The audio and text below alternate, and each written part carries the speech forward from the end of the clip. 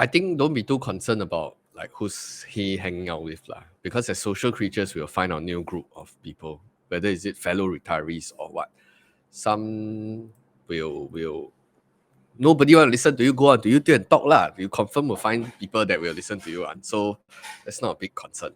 Welcome back to another episode of the Backholder Pod. Today we are following up on a very interesting Reddit thread that kind of gone semi-viral, and it's under the title or subreddit thread of Singapore FI, which represents Singapore financial independence.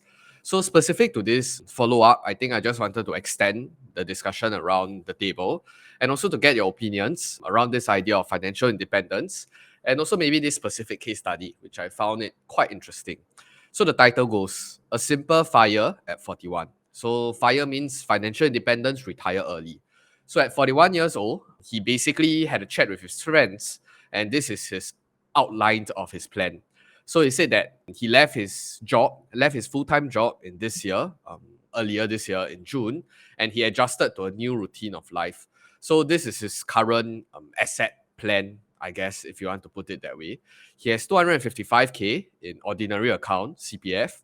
He hit the FRS limit in his special account, which is I think also 200 plus K. And he has 400,000 in Singapore savings bond, T-bills, FD, and high yield savings account. Basically in a liquid form of cash. He has no kids, no debt, no car. His resale HDB is paid up and he will stay till the end. So there is a noticeable lack of other investments as he grew up without reading or knowing much of it. So you can kind of see that this person is on a very risk-averse side. He's probably going to keep all his money in this more liquid and more safe kind of instruments rather than take risks. So this is his spending plan and it has not changed, or at least this is his plan going forward. So from 41 to 55, that's roughly 14, 15 years. So he's going to spend $2,000 a month and he's drawing down on his cash savings, which is roughly 360,000. So any earnings from all the low risk investments is a bonus, and he will probably spend on backpacking, holidays, and hobbies, which is around 5 to 8,000 a year. And assuming the decreasing capital size and at around a 2% rate of return. So the extra 40,000 will be spent on hospitalization insurance, etc. Next up, after post 55, that's when you hit that when your retirement account is created, and then your OA will be sucked out. So he will withdraw around 240K to spend until 65. And then the remaining amount will top up to retirement account. And then from 65 onwards, he will leave off the enhanced retirement sum till death. So I think that's generally the scope that we're talking about. He has, I guess, thought out plan on how he's going to draw down the amount of money. And maybe I just wanted to get our retirement early expert, Kelvin, to maybe share your opinion, because I think initially you started with a FIRE plan as well. I think now not so much really, but maybe on the critique, provide some opinions of his current FI plan. First up, I'm not an expert in early retirement, otherwise I would have retired by now. His plan looks almost perfect. Okay, so I think he's also married also. He has a spouse, but he don't have kids, so that's a huge advantage. If I were in his situation, I think 2K for me would also be more than enough. Like he said, he has 2K a month, but I think even 1K is more than enough to survive on lah. Because you don't have kids, all you need to do is just eat, transport, and maybe some entertainment. And the entertainment here already being taken care of by SSB. So if you add in SSB, it's probably around 3K money income. So it's very perfect lah. So but the thing is, you always living in fear of not having enough money to use lah. So 3K. Let's say there's something bad lah. Obviously he has insurance, but then what if I don't know, there are some unforeseen circumstances. I also don't know what is it. Unforeseen stuff lah. That needs a much bigger, that it basically eats up all your net worth, all your money. Then you're GG lah. But of course, since he's so young, right, he can just go back to work, take a huge pay cut, and his income will come back again. And also in his plan, he says that he have more time to see friends. I doubt those who are in their 40s have a lot of time to see him also.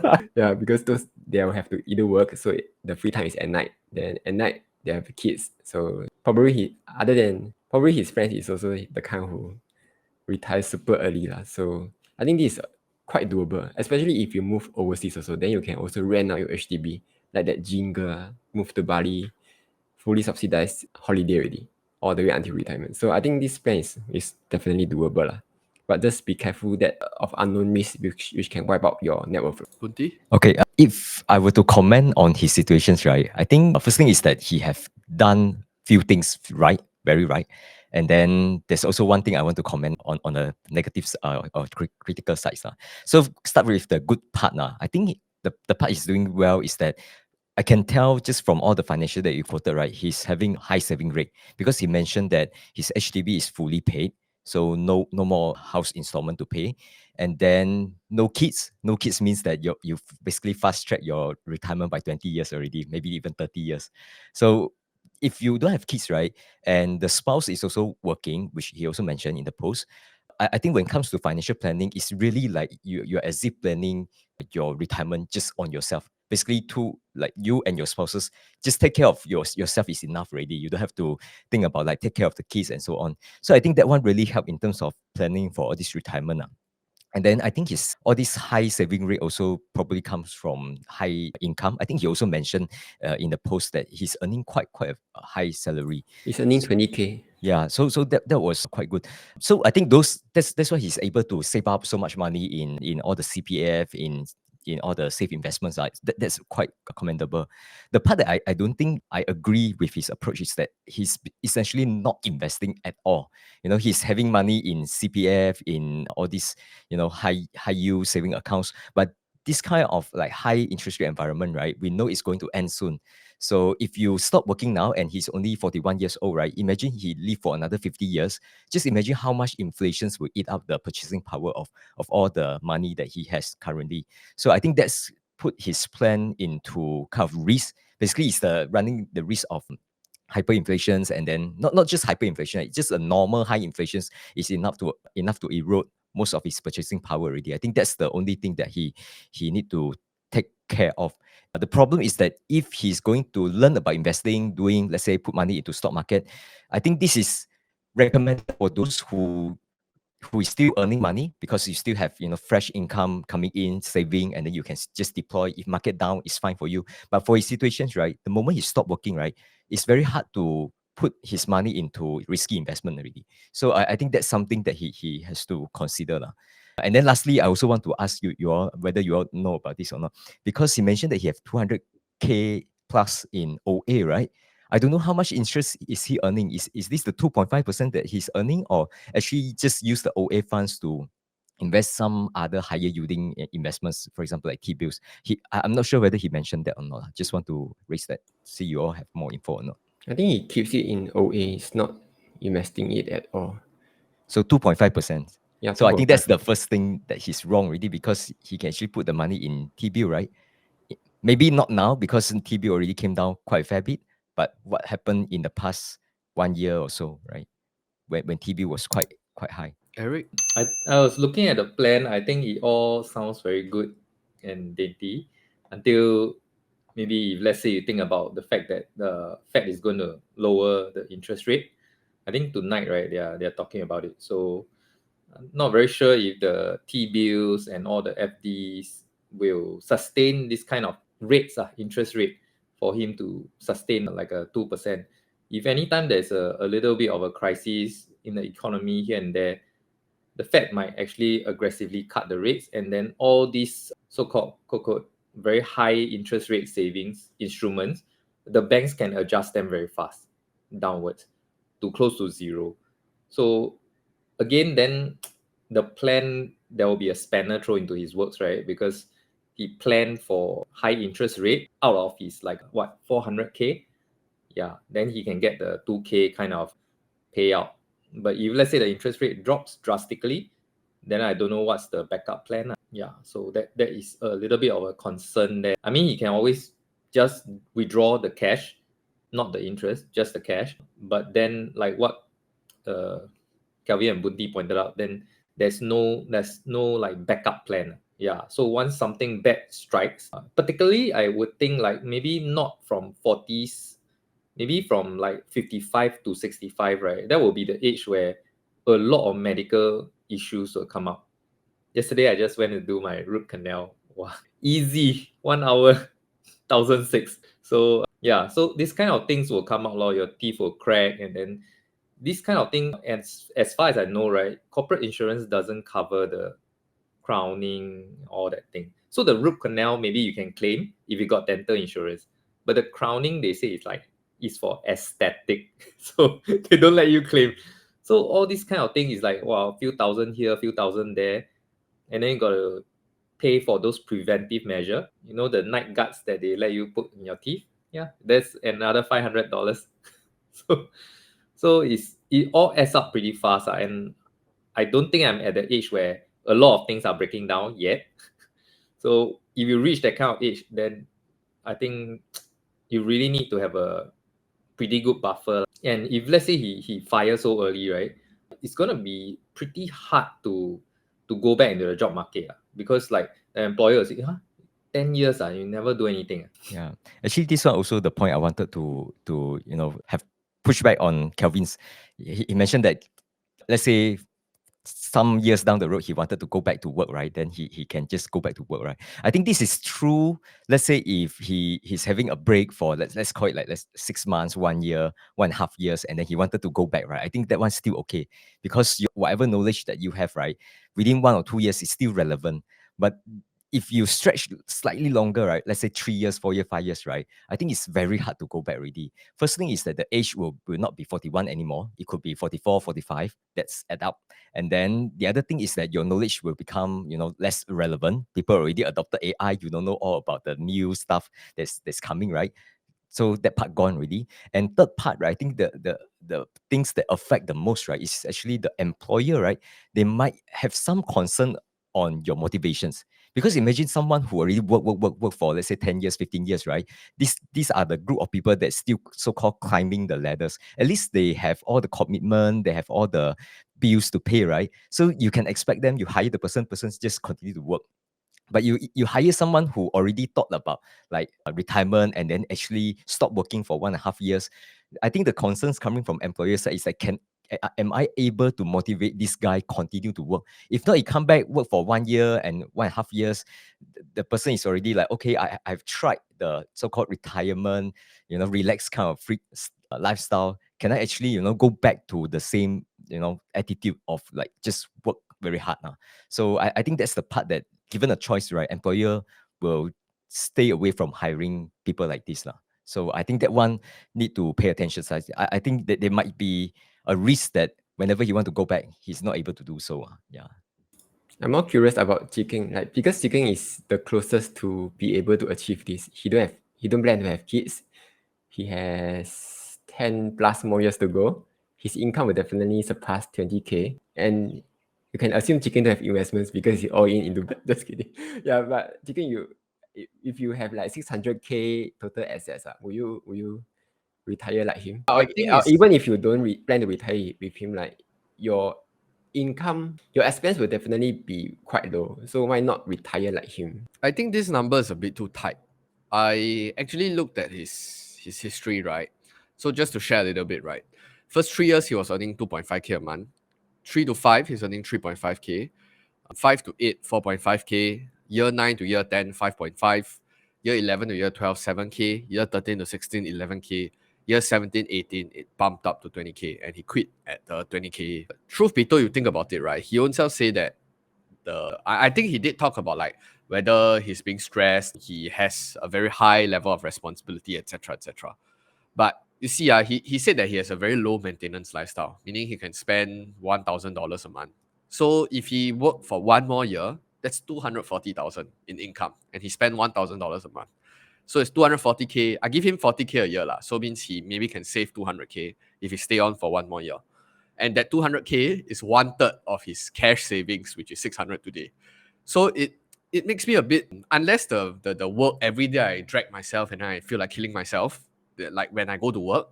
If not, I think actually if you try to delay a little bit, maybe work for another 1 or 2 years to build up that buffer, while at the same time maybe take the time to learn a bit about higher risk taking. If you're not interested in equities, maybe you can look into, I don't know, recently there's this Astria bond, right? They give like 5+%.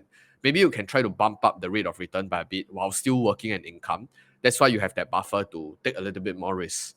So that's my mentality or thinking here. If not, the numbers now look really good, and as in everything just nice, lor. Like you do division, you do some calculations, it's just nice. And I think it's not. I wouldn't feel very comfortable to it at this point in time. Yeah, so that's my point of view. But what's a good number for you to retire? Good number for me to retire? I think if you can double this amount, I think it's good. Meaning, let's assume that today your lifestyle is I don't know 1.5k, 2k a month. You think that's good, but if you can sustain a 4,000 with a 4% rule, I think that gives you a good enough buffer to say that okay, screw this, and I can. But I also think that retiring too early, right? Like at 40, 41, but not building or not contributing, also a bit weird. So probably I would reframe this idea of retiring early by saying that you should do something while still contributing, meaning whether it's you want to make YouTube videos like Calvin, or to go and, I don't know, create some other stuff, whether it's in molding. I know some people like to 摆花, like I don't know what to call it. Manage the flowers out to make it nice, or to do baking. I think those are skill sets that you can explore. So don't reframe the idea of retiring early, meaning just lie down there or sleep and do nothing, but more so giving you the ticket or the pass to do or to pursue something that you wouldn't pursue if you needed money.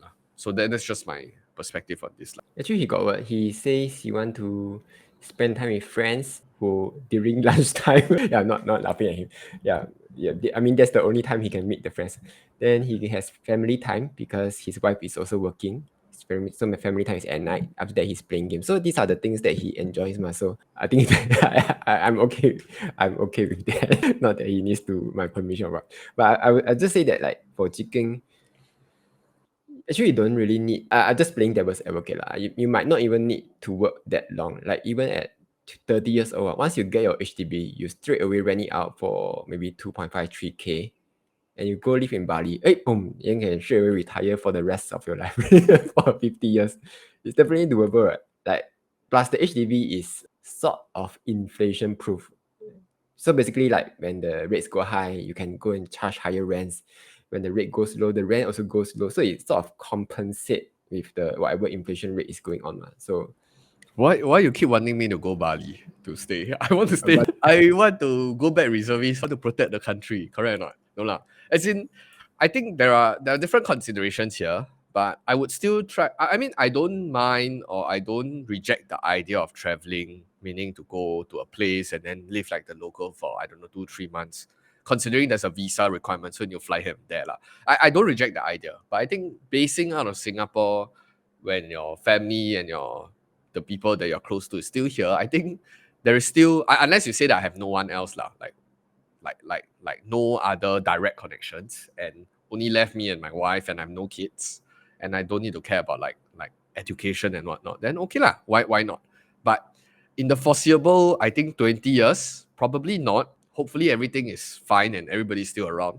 So yeah, I don't think that's even in the consideration in the first place. Yeah. One other thing that I was looking at, his new schedule, right?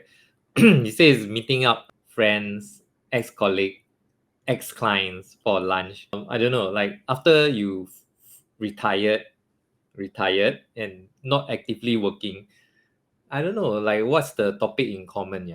Yeah. I mean, I'm still working. I'm still like teaching tuition and all that, right? But I find that the topics that me and my ex-colleagues or whatever ex-clients, when there's nothing to talk about, there's nothing in common. So that the meetup kind of become a bit, I don't know, maybe I don't have a lot of common interests with them.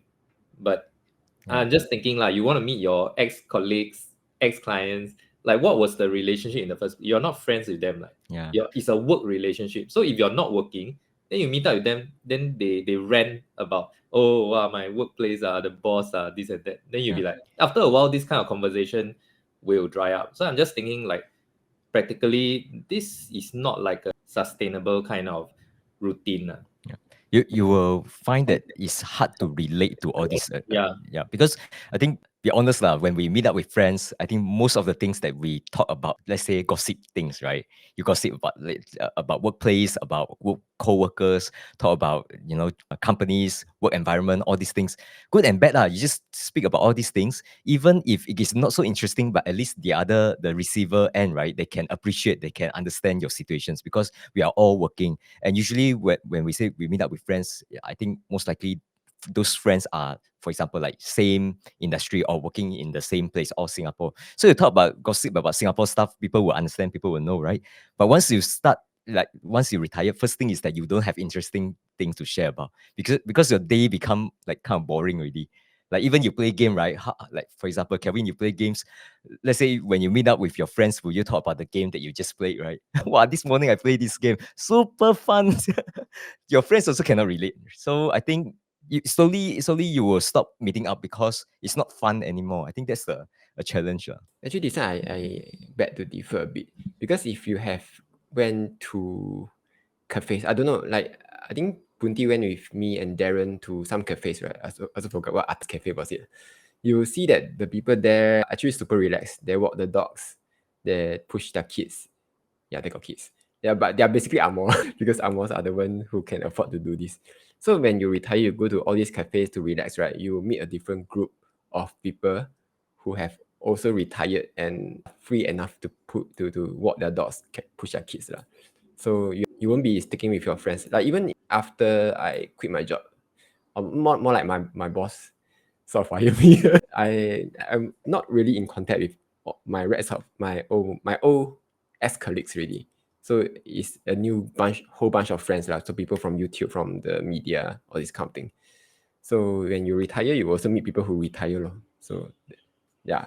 I think don't be too concerned about like who's he hanging out with lah. Because as social creatures, we'll find our new group of people, whether is it fellow retirees or what.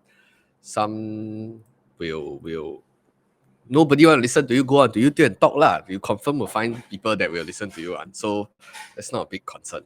But I think I just wanted to circle back to the idea that actually I wanted to ask like Punti, right?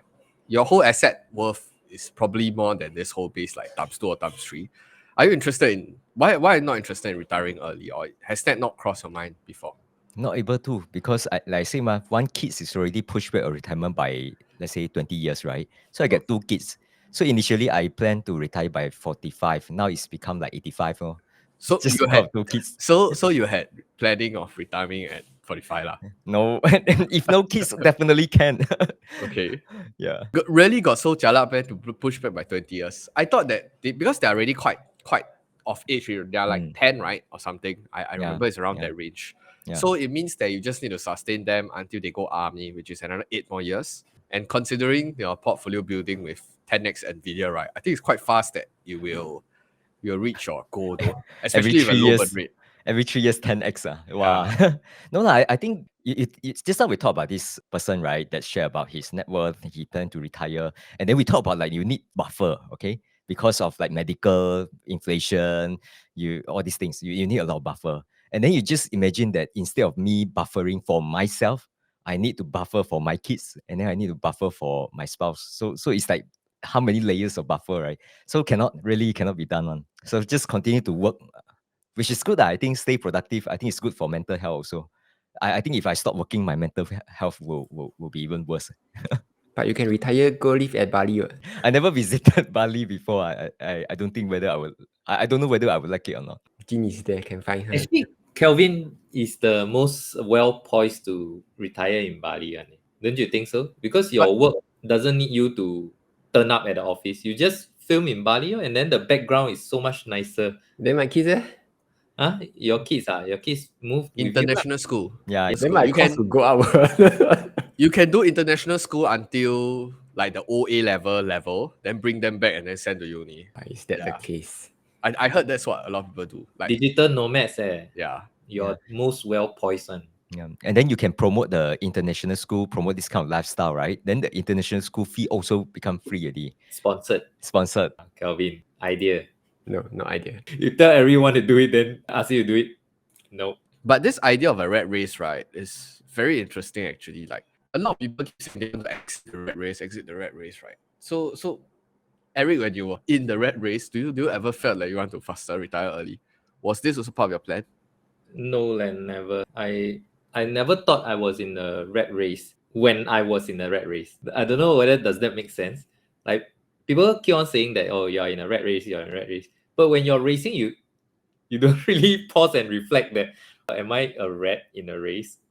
Like you won't what? Until you're out of the race, then you're like, oh, I see. So I guess I was in a rat race. But I would think that a lot of them probably had their reflections. Mostly, I assume, is in 2020 when everything start coming down, and then they had a lot of time to do reflection, right? Then that's when people start to think about what's the purpose of life? Is the work meaningful and stuff like that. So that's why a lot of people started having this thought of wanting to exit early. Oh, okay. But I think you maybe think too highly of a lot of people. Maybe a lot of people during the lockdown, right, work from home, it just means rest from home, play from home, shopping from home. It's not really like, wow, I spend all this time to do reflection on my life and all that. Maybe like 5-10 minutes after that, like your wife will like, hi, don't be silly lah. Let's go and do some shopping. So I don't know, like it's not about the period like 2020 COVID lockdown, then you work from home, then you reflect a lot. I don't think it's that lah. It's personal experience lah. Like I'm speaking from my own point of view. Maybe Bunti have a different experience. I don't talk about the COVID part. I talk about like generally how I see these race things. So I think I don't know what's the real definitions of race, but I will separate two parts, right? The one part is that people who keep on like so-called climbing the ladders and keep on working and working and working, but they are actually stuck because, for example, he might be, keep on upgrading the house, the car, the whatever living expenses. So you can't quit your job even when you are earning, let's say, very, very high income level, right? I think that's one way to look at like so-called the rat race. But for me, right, I think my perspective is that I will try to separate out. Like I will say, I will continue to work. The work part can continue, okay? Then after that, when it comes to living, lifestyle, all these things, right? You try to keep it at minimal. You don't upgrade your car. If possible, don't have car. Then you don't upgrade your house. Everything keep minimal. You try to learn from the guy that we just mentioned, right? Like pay off the houses, all those things. You keep your commitment very low to the extent that you can quit your job anytime, right? But you're still working. So is that considered still in the rat race? So I would say it's a bit like already half graduated already because you can afford to stop working whenever you like. But doesn't mean that you for sure you want to do that, right? Because while keeping your job, you still have your work, social life, all those things. You keep your lifestyle as per now. If you are comfortable now, I think continue is also fine. Especially if you are only like let's call it like 30 or early 40s, right? Still young, still long journey ahead. Why are you rushing towards retirement? But I'm just thinking, right, in what kind of people that might think about all this like early retirement, right? Let's say if your work is too demanding, you feel that you are getting unhealthy because of the work, overwork, pressure, all these things, then I think it makes sense to, reflect a bit and then think about like whether switching job or just, take a break. Don't just so fast jump to like, okay, I will retire from now on 100%, right? You can just do somewhere in between, like barista, fire, all these things. So still keep some income. I think that will have some schedule that will keep you sane. I think that's the approach that I will do if one day if I ever think about retirement. I think doing nothing at all, unless you are like Kelvin, really like, playing games. But by the time maybe you are 40 or 50, maybe your reflex not as good already. Maybe also you don't want to play game already. Who knows, right? So yeah, I think that's my thinking. Any lasting parting words from Kelvin? I think just do what you like. All these Bunti, Eric sound I mean, as long as it works for you, as long as your plan looks good, as long as you got backup plan, I think it's just go ahead. Singapore is not as expensive as what many people think. The reason they are forced to work all the way until 60 plus, still not enough money to retire is because most of the case, I'm not saying all of the case, most of the case is because they are chasing after looking rich rather than being rich. So that's the trap they put themselves in. Like upgrade the condo, buy a car, get 3, 4, 5 kids. That's also a trap, by the way. So as long as you can work all these traps, you can retire even in your 30s, 40s. Just go ahead. Yes. Okay, that's a good roundup, and we'll see you guys in the next episode. Goodbye.